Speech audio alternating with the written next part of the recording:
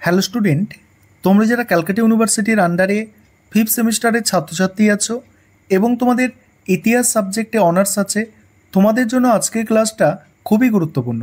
আজকের ক্লাসে তোমাদের ডিএসসিসি 9 পেপার থেকে 4টি গুরুত্বপূর্ণ 20 নম্বরের প্রশ্নের উত্তর নিয়ে আলোচনা করব। তোমাদের এই ডিএসসিসি 9 পেপার এছাড়া আরও যে 3টি পেপার আছে, অর্থাৎ 10, 11, 12 4টি পেপারের সাজেশানই আমি তোমাদের দিয়ে দিয়েছি। এবার তোমাদের প্রশ্ন উত্তরগুলো আলোচনা করব। দেখো, আজকে ক্লাসে এই যে সাজেশান, এই সাজেশানের প্রথম যে 4টে প্রশ্ন আছে, প্রশ্নগুলো কি কি?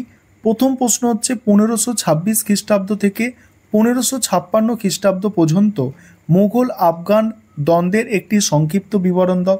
এই প্রশ্নের উত্তর আলোচনা করব। শের শাহের প্রশাসনিক সংস্কারগুলি মূল্যায়ন করো।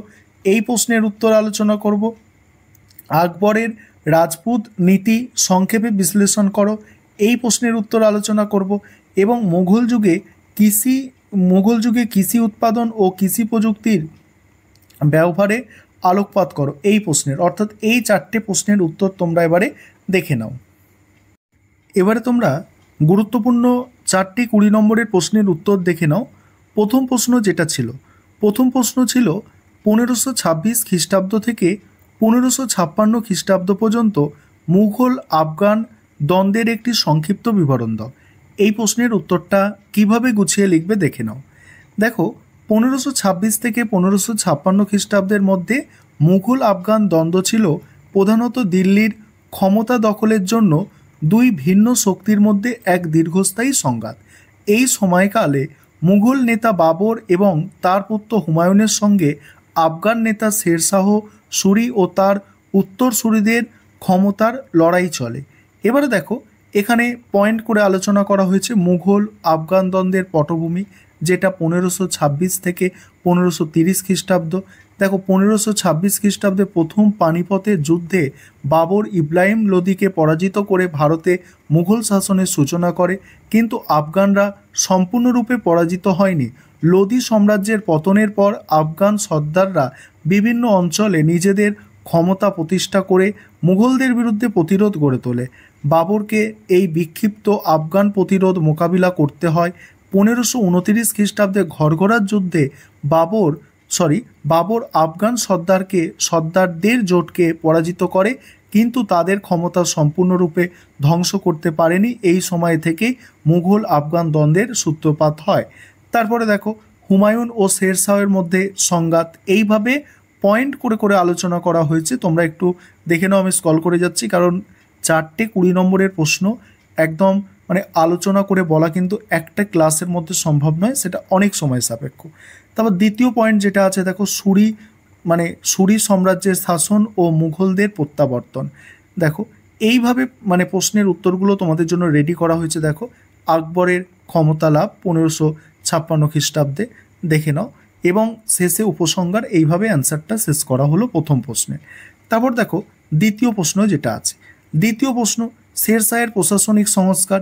এই প্রশ্নের উত্তরটা দেখো, ভূমিকাটা কিভাবে লেখা হয়েছে। দেখো, শের শাহ সুরি, যিনি মাত্র 5 বছর রাজত্ব করেন, তার স্বল্পকালীন শাসনকাল একজন অসামান্য শাসক বলছে, তার স্বল্পকালীন শাসনকালে একজন অসামান্য শাসক হিসাবে নিজেকে প্রমাণ করেন।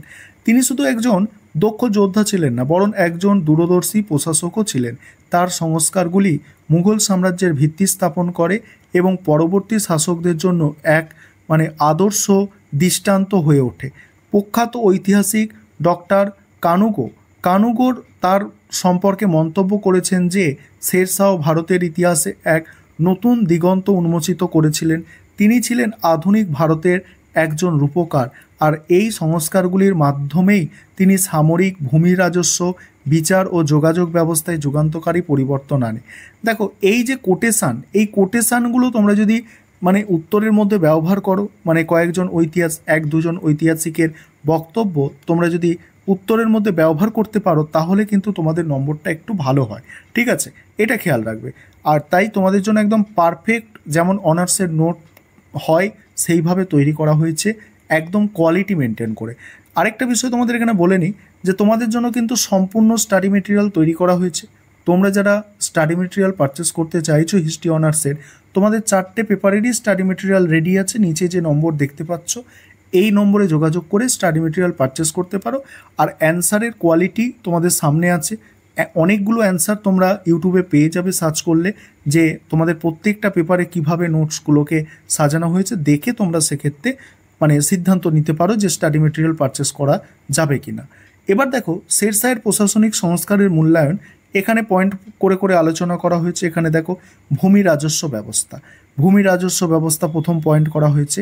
তারপরে দেখো, তারপর হচ্ছে সামরিক সংস্কার, সামরিক সংস্কার দাগ হুলিয়ার যে ব্যাপারটা সেটা বর্ণনা করা হয়েছে। এখানে বিচার ও আইন সংস্কার, পরের পয়েন্ট আছে দেখো, পরের পয়েন্ট হচ্ছে বিচার ও আইন সংস্কার।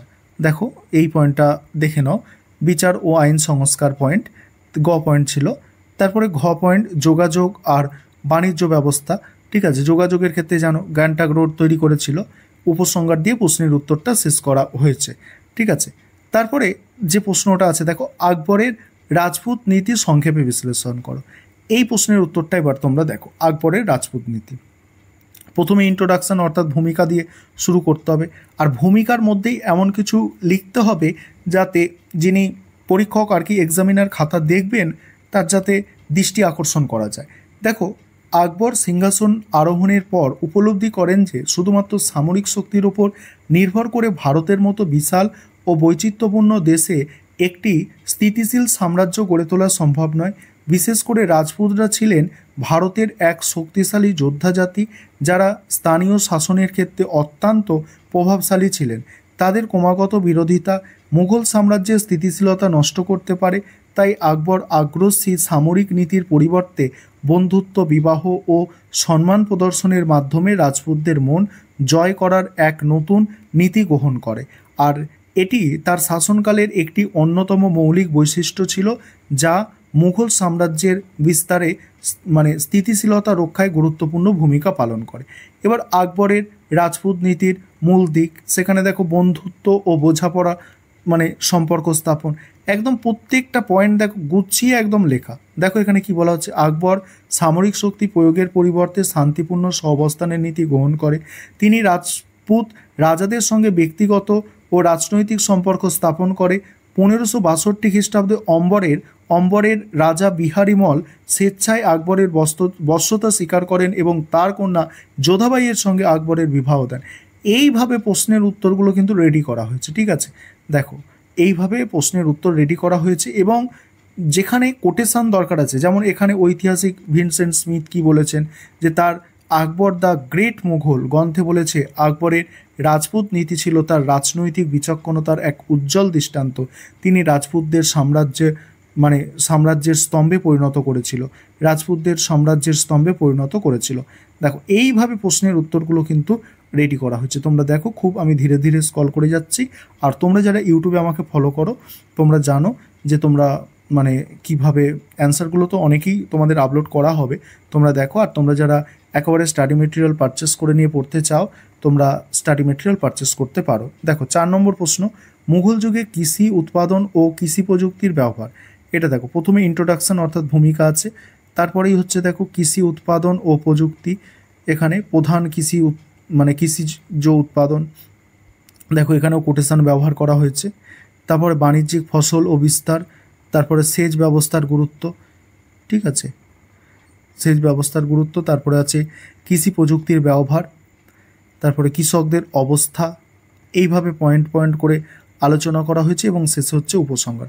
এইভাবে আলোচনা করা হয়েছে, ঠিক আছে। এবং পরে আবার তোমাদের আরও অন্যান্য পেপারের প্রশ্ন উত্তরগুলো আলোচনা করব। আবার পরবর্তীকালে তোমাদের 5 নম্বর প্রশ্নের উত্তর থেকে আলোচনা